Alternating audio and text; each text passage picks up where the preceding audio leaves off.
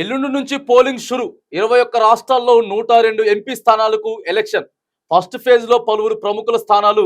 26న second phase 13 రాష్ట్రాలు 88 సీట్లు. అన్ని ఏర్పాట్లు చేసిన సెంట్రల్ ఎలక్షన్ కమిషన్. రైట్, ఇక ప్రజలారా దేశవ్యాప్తంగా కూడా ఎన్నికలు ప్రారంభం అవబోతా ఉన్నాయి. ఇక ఎల్లుండి నుంచి అని అంటే 19వ తారీఖు మొదటి ఫేజ్ ఎన్నిక జరగబోతా ఉంది. దాదాపుగా 21 రాష్ట్రాల్లో 102 ఎంపీ స్థానాలకైతే ఎలక్షన్ జరగబోతా ఉంది. మరి ఎక్కడెక్కడైతే ఎలక్షన్లు జరగబోతా ఉన్నాయో ఎలక్షన్ కమిషన్ అంతా కూడా మరి ప్రత్యేక ఏర్పాట్లు చేసింది. దానికి సంబంధించినటువంటి అధికారులు కానీ సిబ్బందిని కానీ కేటాయించింది. ఎక్కడ ఎటువంటి మరి అవాంఛనీయ సంఘటనలు అవాంఛనీయ ఘటనలు జరగకుండా కూడా భద్రత ఎక్కువగా అయితే పెంచినటువంటి వార్త కూడా మనకు కనబడతా ఉంది. ఇక దాదాపుగా 4 ఫేజులలో దేశవ్యాప్తంగా కూడా ఎన్నికలు షురూ కాబోతా ఉన్నాయి. ఎల్లుండి నుంచే ఎన్నికల రణరంగం ప్రారంభం కాబోతా ఉంది. ఇటు పక్క చూసుకున్నట్టయితే తెలుగు రాష్ట్రాలలో తెలంగాణ, ఆంధ్రప్రదేశ్ రాష్ట్రాలలో కూడా ఇక ఎల్లుండి నుంచి నామినేషన్ ప్రక్రియ ప్రారంభం కాబోతా ఉంది. అంటే రోజు రోజుకి మరిగా ఈ ప్రణాళిక అనేది కొంత ముందుకైతే పోబోతా ఉన్నటువంటి సందర్భం మనం చూస్తా ఉన్నాం.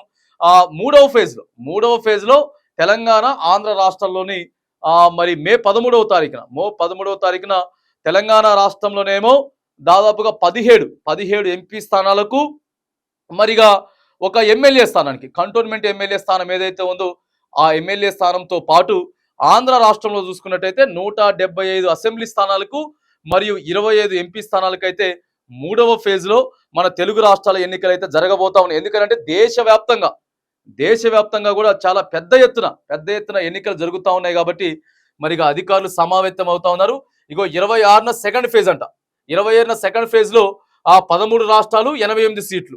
ఏడేమో 102 సీట్లు. ఆడ దాదాపుగా 88 సీట్లు అంటే 200 స్థానాలు అయిపోతూనే ఉన్నాయి. అంటే 540 చిల్లర స్థానాలకు 200 స్థానాలకు ఎన్నికలు అయిపోతా ఉన్నాయి. మళ్ళీ తర్వాత మూడవ ఫేజ్ లో కూడా దాదాపు తర్వాత 4వ ఫేజ్ తోటి మరి అయిపోతా ఉంటాయి. అయిపోతే ఇవన్నీ కూడా జూన్ 4వ తారీఖున మరిగా రాష్ట్రాలలో ఏవి అధికారాలకు రాబోతా ఉన్నాయి, ఎక్కువ ఎంపీ స్థానాలు ఏ పార్టీ గెలుచుకున్నది, ఎవరు అధికారంలోకి రాబోతా ఉన్నటువంటి విషయం అయితే ఇక ఉత్కంఠ భరితమైనటువంటి పోర్లో మనకైతే కనబడతా ఉన్నటువంటి విషయం కూడా మనం చూస్తా ఉన్నాం. మరిగా దాదాపుగా ఇంకా ఎన్నికలు భారీ ఎత్తున అయితే ఎల్లుండి నుంచి షురూ కాబోతా ఉన్నాయి.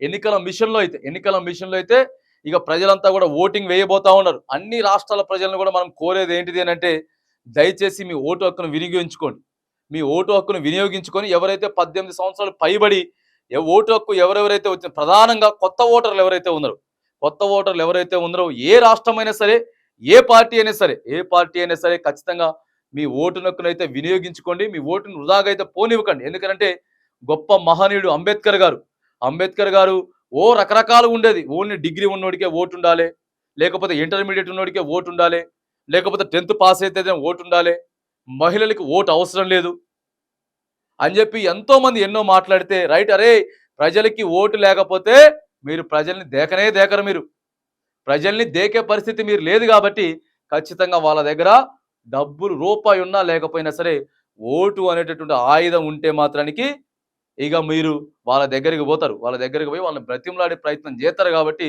ఒళ్ళు దగ్గర పెట్టుకొని మీరు రాజకీయాలు చేస్తారనేటువంటి ఉద్దేశంతో అంబేద్కర్ గారు మనకి ఇచ్చినటువంటి ఓటు హక్కు ఏదైతే ఉందో ఖచ్చితంగా క్లియర్గా ప్రజలారా మీరంతా కూడా ఓటు హక్కును వినియోగించుకోండి. ఇక దేశవ్యాప్తంగా కూడా ఎల్లుండి నుంచి ఫేజ్ వైజ్గా అయితే ఎన్నికలు జరగబోతా ఉన్నాయి. ఎక్కడ ఎంత ఓటింగ్ నమోదైంది, ఎన్ని గంటల వరకు నమోదవుతోంది, మరి నక్సల్స్ ప్రభావిత ప్రాంతాలలో ఇప్పటికే నక్సల్స్ కూడా మనం చూసినాం. ఆల్రెడీ వాళ్ళు కూడా మరిగా సమస్యలు క్రియేట్ చేసుకోవడం దానికి మరి వాళ్ళు కూడా రంగం సిద్ధం చేసుకుంటా ఉంటే నిన్న మన జవాన్లంతా కూడా వాళ్ళని పటాపంచలు చేసిరు. కాబట్టి మరిగా ఎన్నికలు షురూ కాబోతా ఉన్నాయి. ప్రజలు కూడా కొంత మరి ఎందుకనంటే ఏదైనా సమస్యల మీద వెళ్ళేటప్పుడు కానీ లేకపోతే ఈ పైసలు మీకు ఏదైనా ఉద్దేశం తీసుకుపోయేటప్పుడు కానీ జాగ్రత్తలు పాటించండి. ఖచ్చితంగా జాగ్రత్తలు పాటించి మరి ఎన్నికలకైతే ఎన్నికల సంఘంతో పాటు ప్రధాన రాజకీయ పార్టీలు అన్నిటితో పాటు ప్రజలంతా కూడా మీ ఓట్లు సిద్ధంగా వేయడానికి కూడా మరి ఏర్పాట్లు చేసుకోవాలని కూడా ఇక మనం తెలియజేస్తా ఉన్నాం.